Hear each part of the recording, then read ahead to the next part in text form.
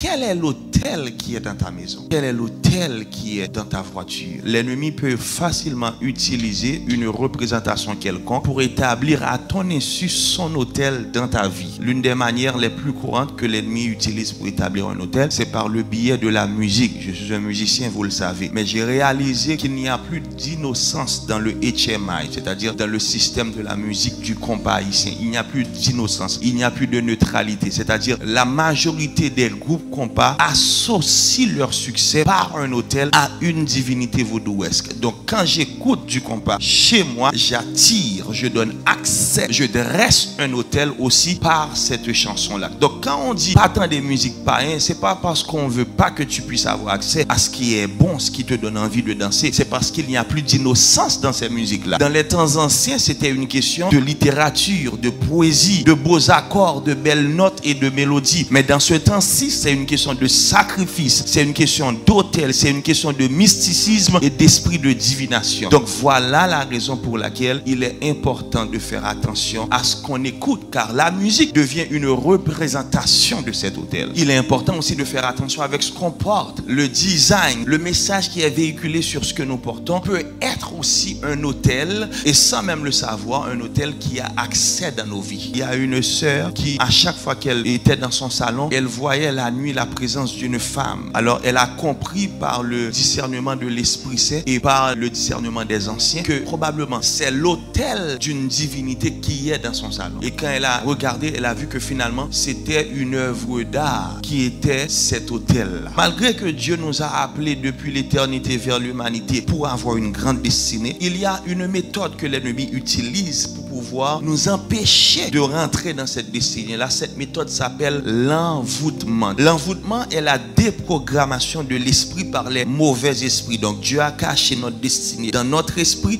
mais les mauvais esprits ont tendance à déprogrammer ce que Dieu a caché pour pouvoir nous envoûter. Alors nous n'arrivons pas à réaliser, à matérialiser, à concrétiser ce que Dieu nous a appelés à faire sur cette terre. Actuellement, il y a des autels qui sont érigés contre toi pour que tu puisses marquer des pas sur place sans pour autant progresser. Il faut que tu sois conscient de cela. Tu dois avoir une parole de l'Éternel au bout de tes lèvres qui te permettra de contrecarrer l'autel qui est contre toi. Lève ta main droite, dis Seigneur, mets ta parole sur mes lèvres.